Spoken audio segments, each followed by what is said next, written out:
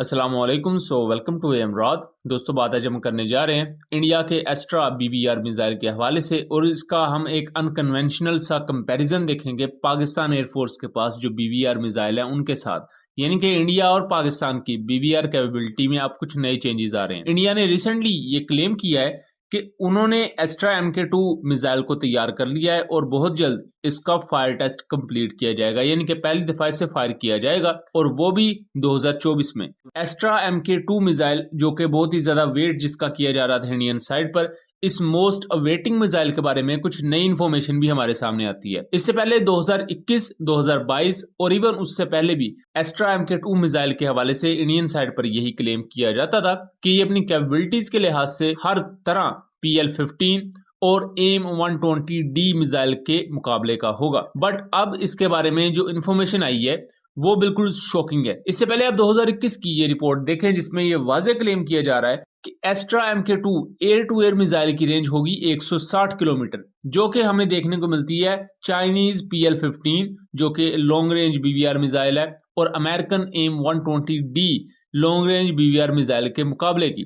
But अब 2024 में आके चीजें रिवील कुछ यूं हुई हैं कि जो एस्ट्रा MK2 मिसाइल होगा उसकी रेंज होगी 120 से 130 किलोमीटर, यानी कि American AIM-120 C7 C6 missile के अराउंड अबाउट। लेकिन यह एक बहुत ही ज्यादा अहम चीज है कि 120 या 130 किलोमीटर की रेंज होना हरगिज मतलब ये नहीं है कि ये मिसाइल बहुत ज्यादा लोएस्ट रेंज पर होने वाला है, ऐसा बिल्कुल नहीं है। हम आगे चलकर जरा इसकी बात करते हैं। दोस्तों, एस्ट्रा सीरीज इंडिया के BBR मिसाइल्स की पूरी एक फैमिली है। सबसे पहले एस्ट्रा IR मिसाइल बनाया गया था जिसकी रेंज के बारे में बहुत से डाउट्स हैं।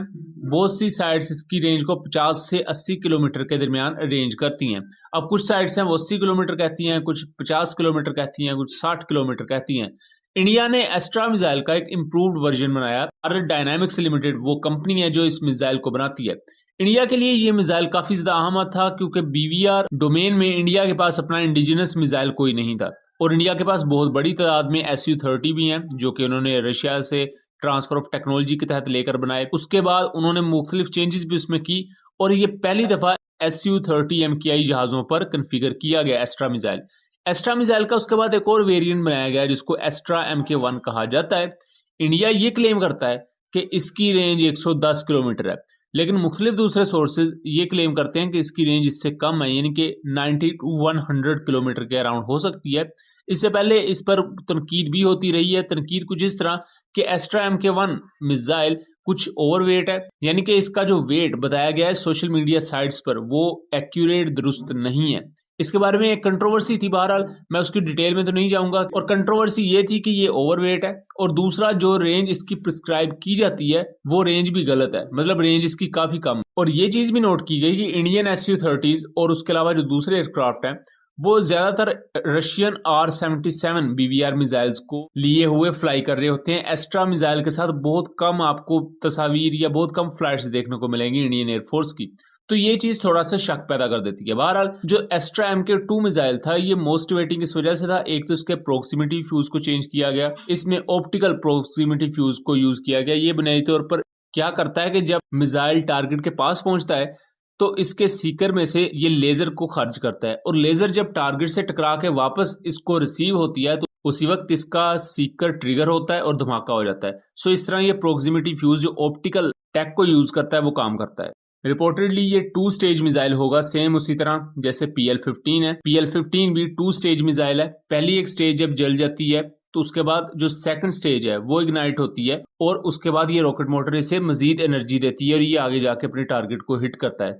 तो सेम यही कॉन्सेप्ट एस्ट्रा MK2 में भी यूज किया गया है। रिपोर्टेडली एस्ट्रा MK3 भी इस वक्त डेवलपमेंट में है और एस्ट्रा MK3 होगा एक एयर ब्रीदिंग रैमजेट मिसाइल जैसा कि मिटियोर है। ये चाइना जिसे PL-21 के नाम से डेवलप कर रहा है। अब दोस्तों, अगर इसका हम कंपैरिजन पाकिस्तानी साइड पर कर लें तो पाकिस्तान के पास मौजूदा अगर बात की जाए तो SD-10A मिसाइल्स हैं जिनकी रेंज 70 से 80 या 90 किलोमीटर के दरमियान है। उसके बाद पाकिस्तान के F-16 आते हैं जिनके पास AIM-120 C5 मिसाइल है, 105 किलोमीटर की रेंज के साथ आते हैं और 27 फरवरी 2019 को यूज भी किए गए और कामयाबी के साथ उन्होंने अपने टारगेट्स को निशाना बनाया। उसके बाद अब पाकिस्तान के पास PL-15 मिसाइल है जिसकी रेंज के बारे में कुछ भी कहना इस वक्त मुमकिन नहीं होगा क्योंकि ये एक काफी ज्यादा अहम वेपन समझा जाता है पीपल्स लिबरेशन आर्मी एयरफोर्स का, यानी कि चाइनीज एयरफोर्स का, और इवन उसके बाद पाकिस्तान एयरफोर्स का भी। सो इसकी असल कैपेबिलिटीज क्या है ये पब्लिक डोमेन में नहीं है, और कुछ पाकिस्तान और चाइना इस तरह की चीजों की इंफॉर्मेशन पब्लिक डोमेन में देते भी नहीं है। बट एक अंदाजे के मुताबिक, मुख्तलिफ ओसेंट्स के मुताबिक इसकी रेंज 150 से 200 किलोमीटर के दरमियान हो सकती है PL-15 की। उसके मुकाबले में एस्ट्रा MK1 जैसा कि मैंने बताया कि 160 किलोमीटर रेंज इसकी बताई जाती थी 2021-2022 में,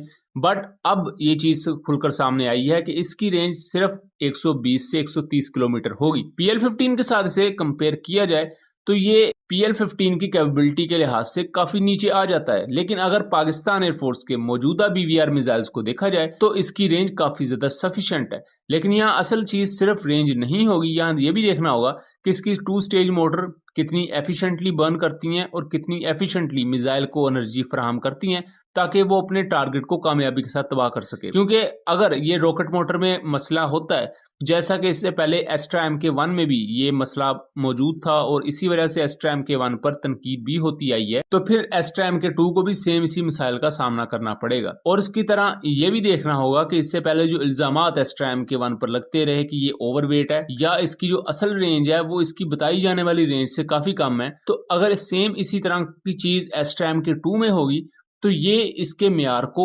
AIM-120C5 से भी नीचे ले आई। बहरहाल पाकिस्तान भी फाज 2 के नाम से मिसाइल को डेवलप कर रहा है, जिसकी पाकिस्तान ने 180 किलोमीटर की रेंज प्रिस्क्राइब की है। और ओबियसली अब पाकिस्तान और तुर्की मिलकर चूंकि BVR मिसाइल बनाएंगे, सो तुर्किया का गोक्तुगान और पाकिस्तान का फाज 2 ये बेसिकली मर्ज हो चुके हैं। तो पाकिस्तानी साइड पर आप इसे फाज 2 समझ लें, टर्किश साइड पर इसे गोक्तुगान समझ लें, तो इनकी रेंज आपको 150 किलोमीटर से अबव देखने को मिलेगी। सो ये था एक एनालिसिस। उम्मीद करता हूँ चीजें क्लियर रही होंगी। वीडियो पसंद आई हो तो हमारे चैनल को सब्सक्राइब कीजिएगा एंड वीडियो को शेयर कीजिएगा, ताकि इस तरह की मजीद इन्फॉर्मेटिव वीडियोस हम आपके लिए लेकर आ सकें। मिलेंगे अगली वीडियो में, तब तक के लिए अल्लाह हाफिज।